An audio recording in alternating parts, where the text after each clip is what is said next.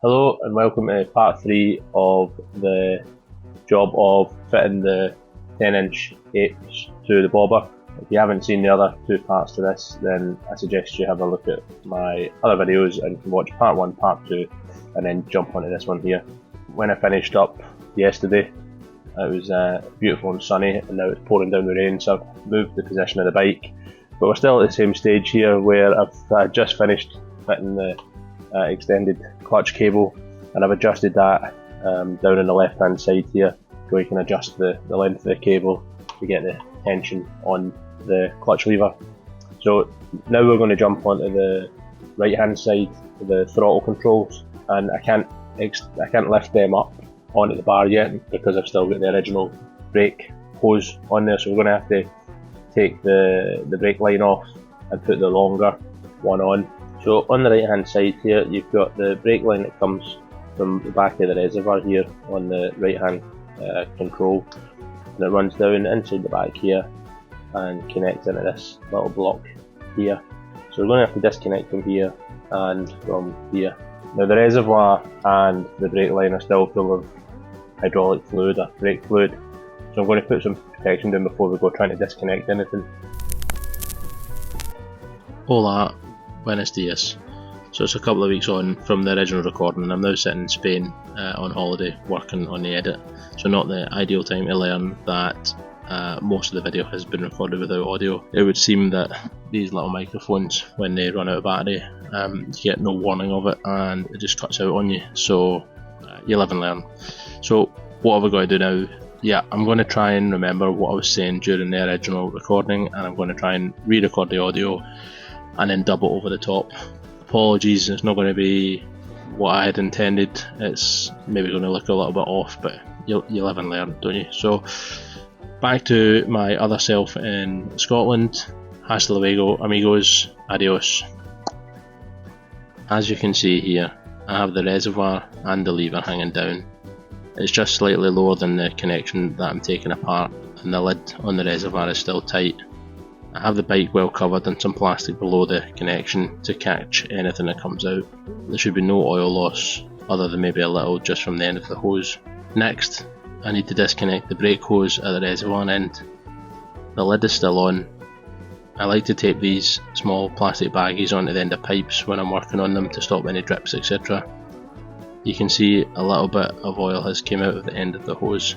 Keeping the reservoir elevated so that the hose connection is at the top. Take the banjo bolt out and then it's off. No oil loss and no mess. The new longer hose has a straight end rather than a 90 at the reservoir end.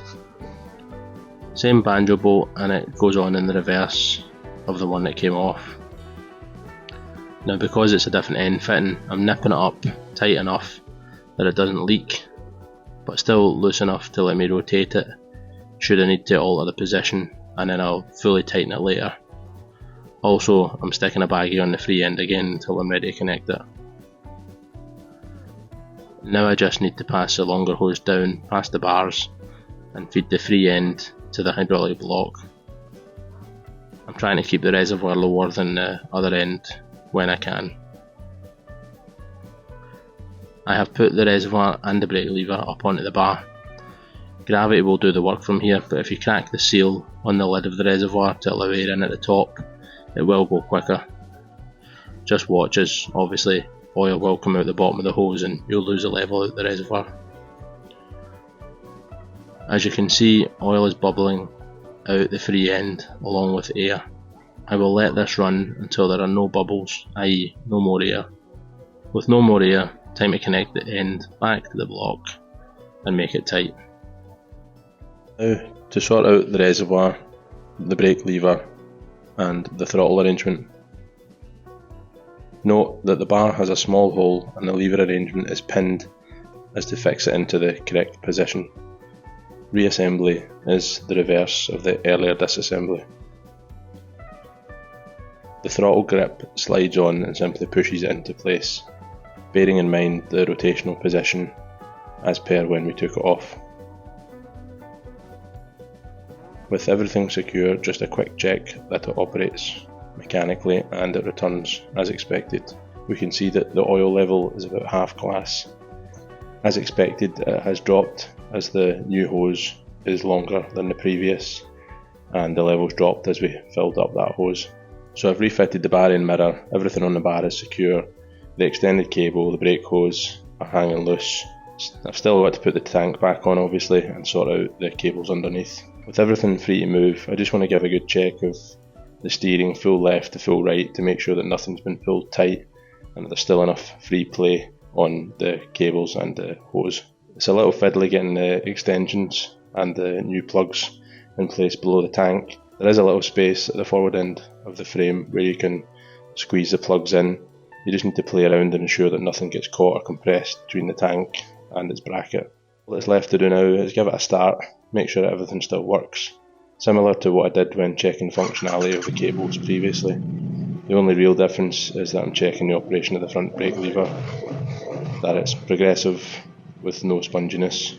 If it is a little spongy or it's not applying pressure as expected, then you may have air in the system and you will need to vent from the reservoir down to the caliper. Right, that's this one done and dusted. Easier job than expected, no problems along the way other than with the audio recording. I think the Apes look great, completely changes the bike.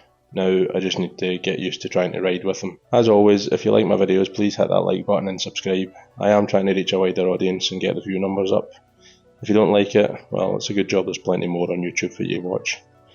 Right, I'll catch you all in the next one. Maybe see you all out on the roads. Peace.